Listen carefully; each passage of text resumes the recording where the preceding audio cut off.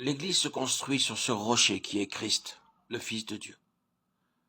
Ce rocher est la révélation que Dieu donne aux hommes, et ce rocher est la confession de l'homme après qu'il a reçu la révélation.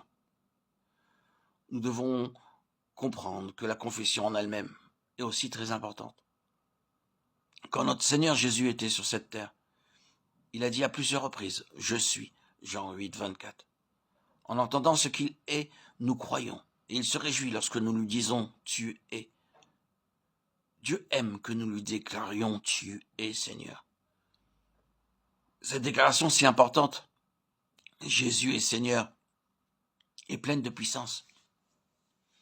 Quelquefois, lorsque nous sommes en plein désarroi et que Satan se moque en nous disant que nous n'avons aucune aide, ce que nous avons besoin de faire, même sans proclamer à haute voix, Jésus est mon Seigneur. Et nous verrons bien vite que les choses qui paraissent compliquées ne sont rien, et que les moqueries de Satan ne sont également rien.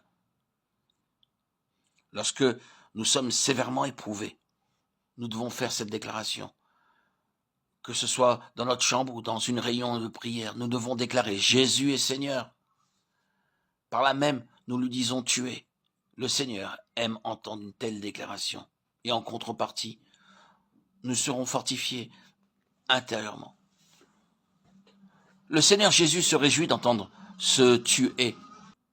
Car s'il en avait été autrement, il n'aurait pas demandé à ses disciples de dire ce qu'il était. Les disciples ne pouvaient pas confesser une chose qu'ils ne connaissaient pas. Mais pourquoi solliciter cette déclaration en plus de cette connaissance? Le Seigneur Jésus posa cette question parce qu'il désirait entendre Pierre la prononcer. Souvenons-nous bien que le fondement de l'Église ne réside pas seulement sur la révélation que Dieu donne, mais aussi sur la déclaration de Pierre, consécutivement à cette révélation. Lorsque Dieu nous a révélé son Fils, nous devons aussi déclarer ce qu'il nous a révélé et confesser ce qu'il nous a donné. Nous affirmons que Jésus, le Fils de Dieu, nous le reconnaissons comme le Christ. Dieu a mis l'Église sur la terre pour dire qui est Christ et pour le confesser. Pierre aurait pu simplement penser dans son cœur « Je crois que le Seigneur est puissant et qu'il règne.